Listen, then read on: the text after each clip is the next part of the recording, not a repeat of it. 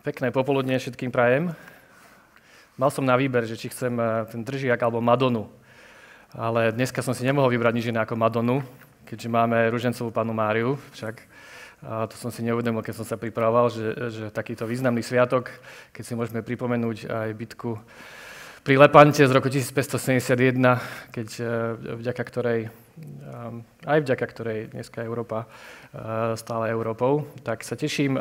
Veľmi rád som prijal toto pozvanie na túto prednášku rozprávať o téme, ktorá môjmu srdcu je veľmi blízka a veľmi rád o nej rozprávam. A budem sa nádejať, však určite aj vám je veľmi blízka a budem zvedavý na vašu spätnú väzbu, reakcie. Diskusia nebude v rámci tohto bloku, ale potom snáď cez prestávku. Je tu trošku tak akože šero, dúfam, že vás to nebude viesť tomu, že budete mať chuť si pospať, lebo táto téma stojí za to, aby ste dali plnú pozornosť. Žiť miestom, nádej lokálna je názov tej prednášky, príhovoru. Začnem takým jedným citátom.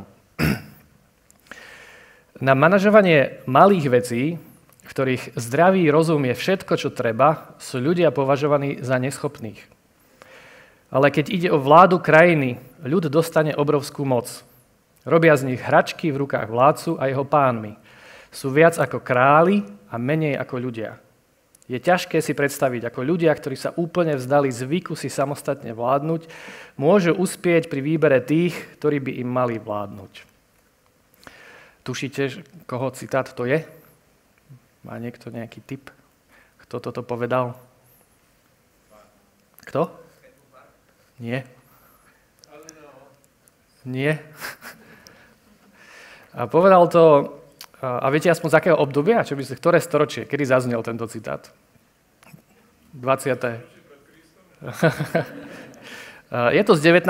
storočia a ide o prorocký hlas francúzskeho aristokrata, ktorý s otvorenou mysľou sledoval rozkvitajúcu americkú demokraciu a napísal knihu o tom, ako by demokracia sa mala brániť rôznym nebezpečenstvám, ktoré ju možno čakajú. Sledoval tú americkú a chcel Európe zanechať to posolstvo, ktoré si odniesol z Ameriky, kde v Európe v tom čase tie demokracie vznikali. Ten autor samozrejme je Alexis de Tocqueville, áno, samozrejme je to citát z demokracie v Amerike. V tomto úvodnom citáte identifikuje Tocqueville podľa mňa až prorocky to, čo hrozí demokracii, ktorá si nedá pozor na svoju prirodzenú tendenciu k centralizácii moci.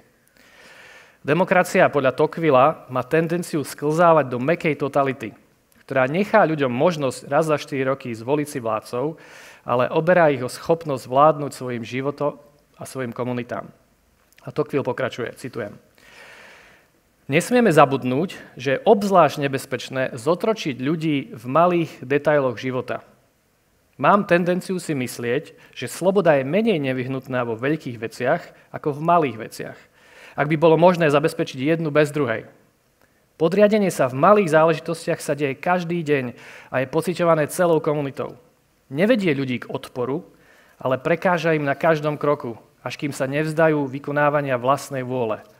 Tak je ich duch postupne zlomený a ich charakter vyčerpaný. Koniec citátu. Poznáte to? Zažil to niekto?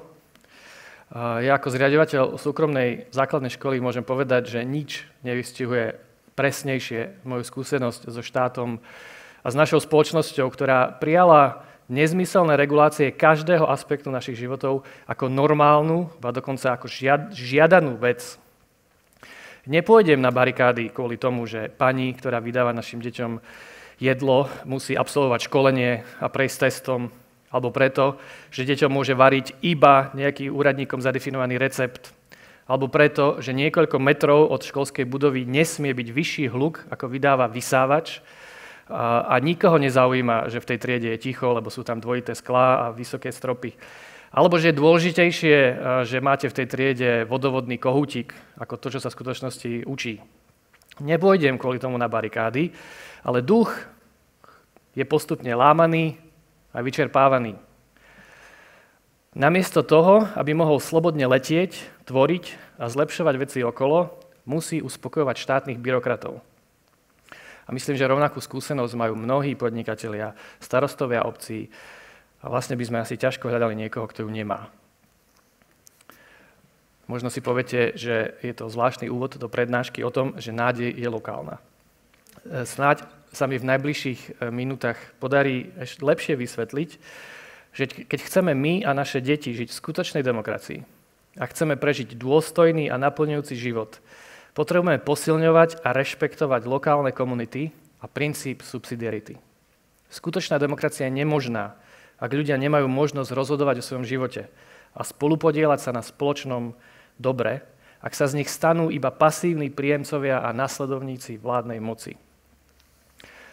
Potrebujeme si znova uvedomiť to, čo si uvedomal už Tocqueville, tú vrodenú tendenciu demokracie centralizovať moc a potrebujeme proti nej bojovať, proti tejto tendencii. Táto tendencia totiž zabíja tvorivosť, ľudskú dôstojnosť, vzájomnú dôveru a väzby, ktoré sú všetko základom zdravých komunít a ľudského šťastia.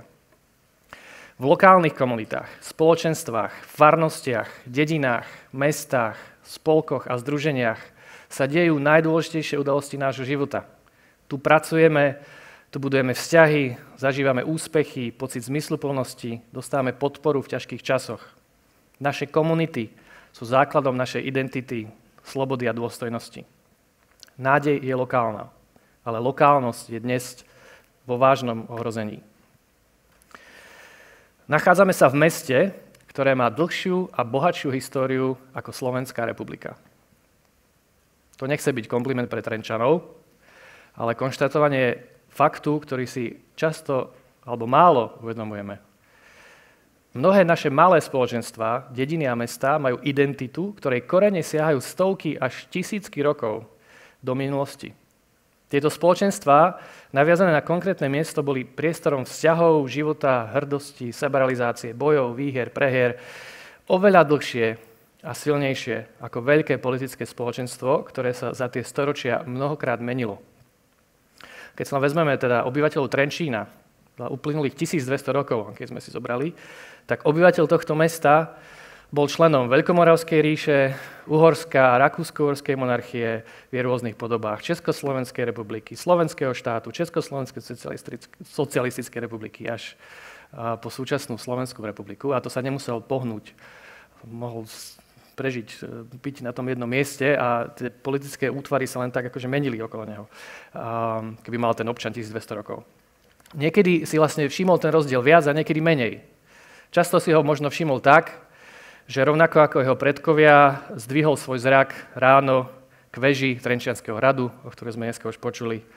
Niekedy stála hrdo a pevne, inokedy bola ostreľovaná nepriateľmi, horela v plameňoch, padala a znova vstávala. Veľké geopolitické diania mali dopad aj na túto lokálnu komunitu. Ale ona vydržala, aj keď sa rôzne štátne útvary rozpadli a zmenili. Štáty sú paradoxne oveľa krehkejšie a umelejšie výtvory ako lokálne komunity. A predsa žijeme v dobe, v ktorej štát kumuluje stále viac moci a lokálne komunity sú pri najlepšom považované za predĺženú ruku štátu, ktorý sa sám rozhodne, aké právomoci im dá a aké nie. Vlastne si už ani nevieme predstaviť, že spoločenstvo obyvateľov Trenčína by same rozhodlo o tom, aké bude platiť dane, ako a čo chce učiť svoje deti, aké podmienky vytvorí pre podnikanie. Takáto predstava príde väčšine ľudí dnes ako blúznenie. Jediné, čo je prípustné, je handrkovať sa so štátom o tom, či tá, či ona prenesená právomoc má byť na lokálnej úrovni alebo nie, aký podiel dane prípadne komu a koľko peňazí z rozpočtu sa presunie kam. Štátu patrí všetká moc a lokálne komunity si z nej môžu pre seba len niečo otrhnúť, keď narazia náhodou na nejakú osvietenú vládu. Viem, že týmto svojim príhovorom na tomto stave dnes nič nezmením, ale môjim cieľom je, aspoň u niektorých, zasiať chrobáka do hlavy, či by to predsa len nemohlo a nemalo byť inak. A veľkým úspechom pre mňa bude, ak sa spolu so mnou nadchnete pre princíp subsidiarity a skutočnej demokracie. Skutočná demokracia to znamená také usporiadanie politického spoločenstva, kde ľudia, nie osvietení experti, aristokrati či králi, či byrokrati rozhodnú o tom, ako chcú slobodne žiť. Skutočná demokracia je nemožná, keď nerešpektujeme princíp subsidiarity. Princíp subsidiarity samozrejme nie je nejaká čarovná palička, ktorá všetko vyrieši. Je to však požiadavka spravodlivosti. Požiadavka spravodlivosti, s ktorou sa dnes často kdekto oháňa, obzvlášť Európska únia, ale málo jej rozumieme a už vôbec sa nám ju nechce aplikovať do praxe. Vieme, že filozofickým domovom princípu subsidiarity je katolícke sociálne učenie, rozvíjané mnohými pápežmi posledných cca 130 rokov. A teraz vám ponúknem niektoré podstatné charakteristiky princípu subsidiarity. Toto bude asi najkomplikovanejšia časť tejto prednášky. Tak verím vo vašu trpezlivosť. Prvý bod. Mám takých 5 bodov, že o čom tá subsidiarita je a nie je. Hej, akože štandardná definícia subsidiarity, každý povie, subsidiarita to je, že všetko má robiť najnižšia možná lokálna jednotka. OK. Poďme sa trošku pozrieť bližšie, že čo sa za tým skrýva. Ten prvý bod, ktorý si treba uvedomiť, je, že princíp subsidiarity predpokladá, že každá osoba a každé spoločenstvo má svoj daný, a teraz použijem taký zvláštny terminus technicus z katolického sociálneho učenia, munus. Munus. To slovo sa nachádza aj v slovách ako je komunita a mnohých ďalších. A znamená to niečo ako, je to také spojenie práva a povinnosti v jednom koncepte. Je to poslanie, niekedy sa to prekladá ako poslanie, funkcia, a všetky tie preklady neúplne vystihujú to, čo je munus. Keď mám nejaký munus, tak mám právo aj povinnosť niečo vykonávať. A teda subsidiarita sa vie aplikovať až potom, keď si uvedomíme, že my ako osoby, ako spoločenstva máme nejaký munus. My máme nejaké poslanie, my máme nejaké svoje práva a povinnosti, ktoré nám patria. Patria nám preto, lebo existuje prirodzený zákon, lebo existuje Boží zákon a existuje aj ľudský zákon. Napríklad, rodičia majú munus vzdelávať svoje deti. Je to ich právo a povinnosť. Je to moje právo a moja povinnosť starať sa o môjho syna a vzdelávať môjho syna. Nikoho iného. Je to moje právo, môj munus. To je prvý predpoklad. To neznamená, že nejaké ďalšie komunity nemajú tiež munus vzdelávať. Ale aj ja ako otec mám svoj špeciálny a špecifický munus, ktorý mi nedal štát. Ja ho mám z prirodzenej povahy veci, z toho, čo znamená byť otcom dieťaťa. Z toho vyplýva, že mám právo a povinnosť vzdelávať svojho syna. Druhý bod. Subsidiarita nie je totožná s decentralizáciou. Subsidiarita nie je decentralizácia. Decentralizácia predpokladá, že centrálna vláda má všeobecnú moc, ktorú posunie na základe nejakej analýzy nákladov a výnosov na nejakú nižšiu jednotku.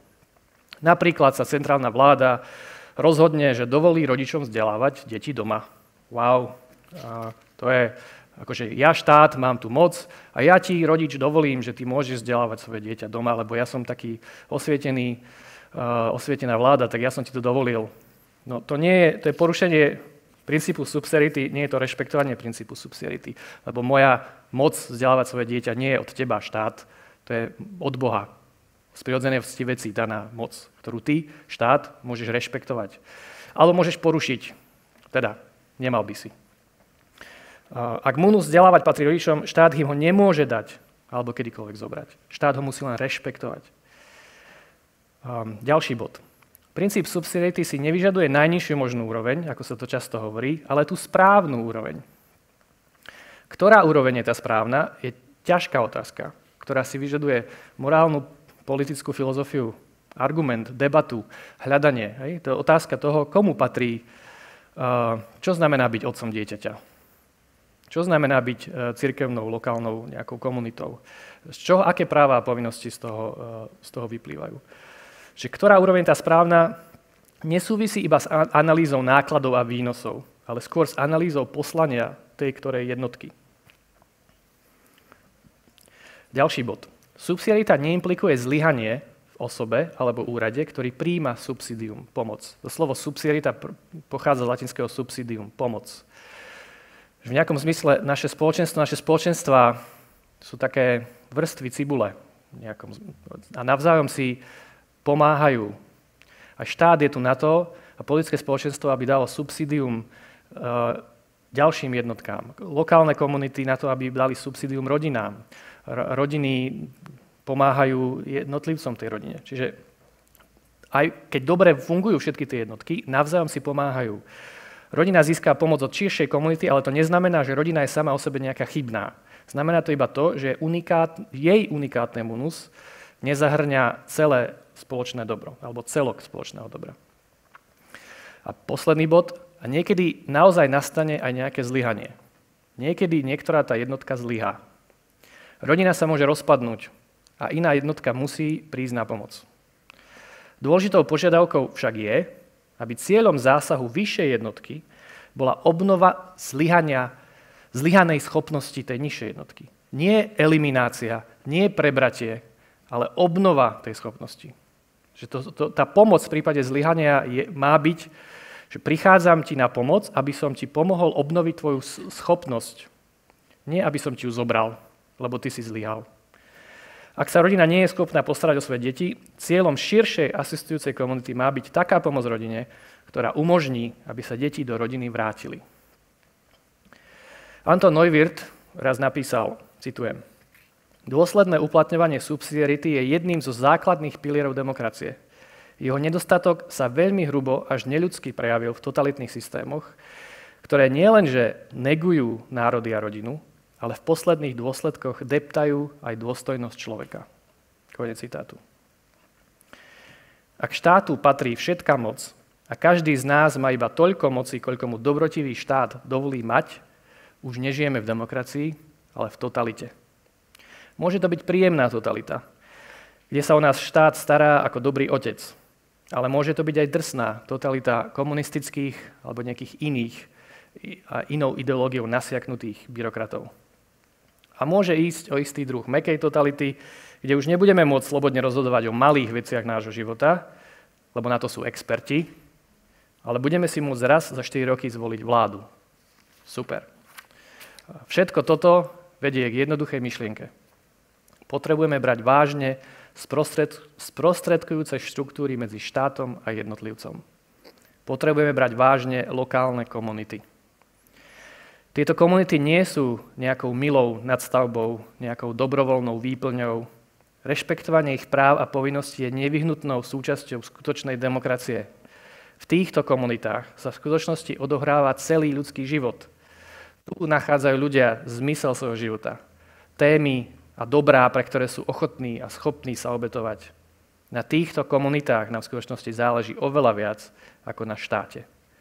Nádej je lokálna. Ako prežijeme vojnu, totalitu, ďalšieho bláznivého politika v komunitách, v malých spoločenstvách. Ale na to, aby tieto komunity mohli naplno fungovať, širšie politické spoločenstvo musí rešpektovať ich moc a právomoc. Ich munus, ich rôzne munerá, možné číslo munus, munerá. Musíme im začať dôverovať. Nebolo by to pekné, keby sme žili v komunitách, ktorých členov by ani nenapadlo postaviť v susedstve dom, ktorý sa tam nehodí. A nie preto, lebo to vyžaduje nejaká štátna regulácia, ale jednoducho preto, lebo som hrdý na svoju komunitu a viem, že postaviť bytovku v zástavbe rodinných domov alebo moderný dom v nejakom historickej pamiatkovej zóne je blbosť. Je niečo, čo ohrozí, ublíži mojej komunite a ani by ma nenapadlo niečo také spraviť. Lebo som súčasťou tej komunity a záleží mi na nej. A mám tu vzťahy a tu chcem žiť. Nebolo by praktickejšie, efektívnejšie a krajšie žiť v komunitách, ktoré by sa starali o svoju prírodu ako o svoj životný priestor. A ani by ich nenapadlo ju znečisťovať. Respektíve toho, koho by to napadlo, by komunita mala vlastný mechanizmus, ako potrestať a vylúčiť takého človeka. Americký spisovateľ a farmár Wendell Berry definuje komunitu nasledovne. Citujem. Komunita je lokálne pochopená vzájomná závislosť lokálnych ľudí, lokálnej kultúry, lokálnej ekonómie a lokálnej prírody. Komunitný život je z definície život spolupráce a zodpovednosti. Súkromný život a verejný život bez disciplín komunitného záujmu nevyhnutne gravituje smerom k súťaži a vykorisťovaniu. Koniec citátu. Inými slovami, komunitný život má iné princípy a inú dynamiku ako život verejný alebo súkromný. A tak to musí byť. Potrebujeme všetky tri vo vzájomnej harmónii. Sú témy a problémy, ktoré má a môže riešiť verejnosť. Problém však je, ak začneme brať vážne iba verejný a súkromný život. Iba štát a jednotlivca. A zničíme všetko medzi nimi. Zničíme tie sprostredkujúce štruktúry, ako sú lokálne komunity, susedstva, farnosti a podobne. To vedie napríklad aj k tomu, že záujmy komunít nie sú nijak reprezentované a že spoločný život sa sploští na život verejný. Verejný život, na rozdiel od komunitného, je však nevyhnutne byrokraticky riadený a preto neľudský, bezduchý, dneska to bolo použité slovo anonymný, niekedy násilný. Verejnými témami, hlavne v USA, napríklad sa stáva často napríklad súkromný sexuálny život politikov. Verejnosť rieši, už aj na Slovensku riešime súkromné spory verejných osôb, vzájomné obvinenia a ďalšie témy, ktoré sa vlastne ani nedajú verejne vyriešiť. Zaujímavý taký príklad tohto fenoménu, určite ich je veľa, ale čo mi napadlo pri písaní tohto, na Slovensku je prax rodičov, o ktorej počúvam, ešte som to nezažil u nás na škole, ale vraj sa to deje na štátnych školách, že rodičia podajú trestné oznámenia na školu. Predstavme si správanie v triede, ktoré sa môže javiť ako šikana. Hej? Typický problém, to typ šikana, že teda niekto niečo niekomu spravil, sú tam dve deti, rodiny tých dvoch detí, je tam škola, komunita školy, učitelia, všetko toto. A toto je typický problém, ktorý vlastne dokáže naozaj vyriešiť iba komunita, ktorý sa to týka. Ale dnes rastie tendencia riešiť takýto problém verejne, čiže byrokraticky. Zavolať políciu, začať vyšetrovanie a zrazu sa celá komunita ocitne v spore, ktorý nemá žiadne dobré riešenie. Nevravím, že nemôže existovať situácia, kedy je správne, aby aj štát zasiahol do lokálnej komunity. To som vravel, keď som hovoril o tom bode pri princípe subsidiarity. Ale musí to byť skôr výnimka a cieľ zásahu má byť pomôcť lokálnej komunite, nie ju nahradiť. Čiže ak ten problém tá lokálna komunita nevie vyriešiť, tak potom môže zasiahnuť niekto iný. A cieľom zásahu by malo pomôcť tej komunite, aby to vedela sama vyriešiť. Nie, že príde štát a on teraz akože rozhodne, kto je vinný, kto nie je vinný.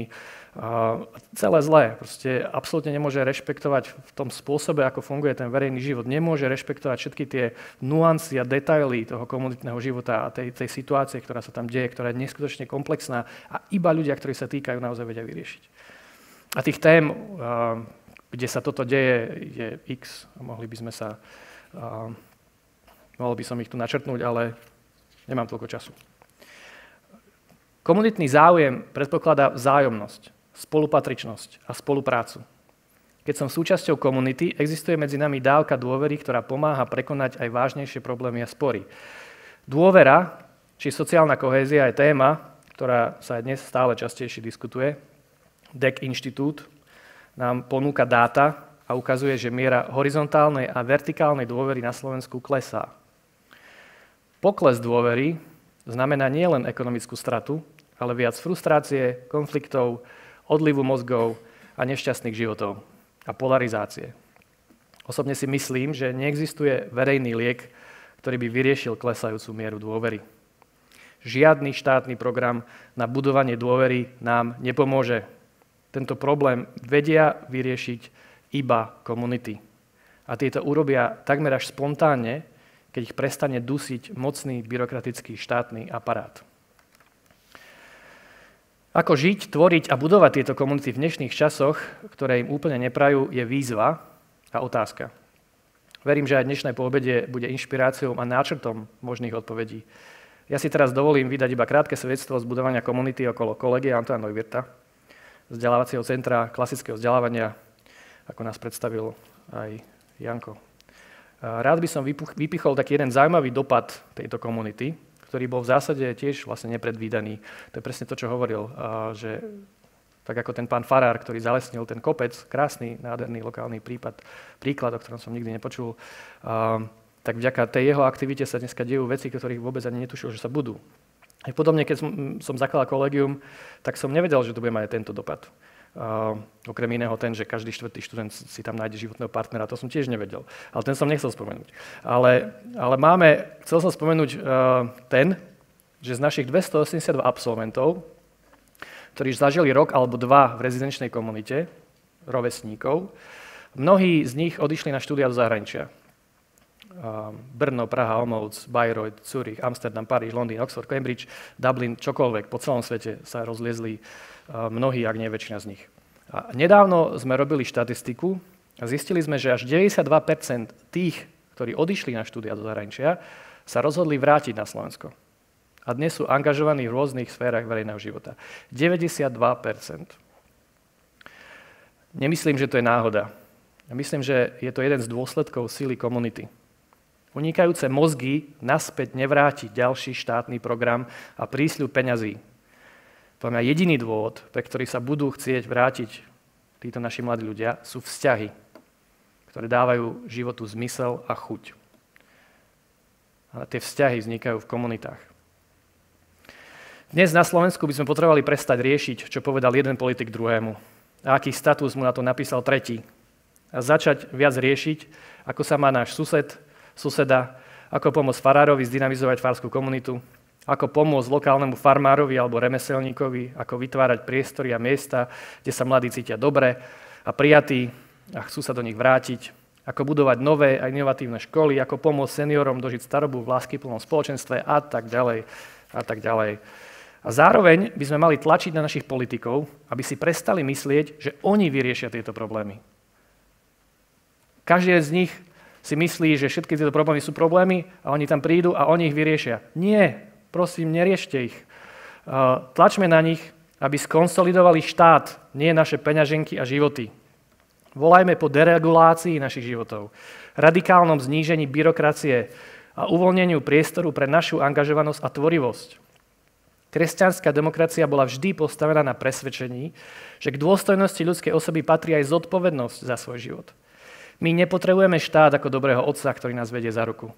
My potrebujeme štíhlu, rozumnú a efektívnu vládu, ktorá bude rešpektovať princíp subsidiarity a nechá ľudí rozhodovať o svojich životoch. Koniec koncov, toto je spôsob, akým sa rozhodol fungovať Boh v tomto svete. On má všetku moc a všetko mohol urobiť sám. Ale nie. On chcel, aby sme aj my boli spolupracovníci jeho stvorenia. On vedel, že zlyháme a budeme robiť chyby.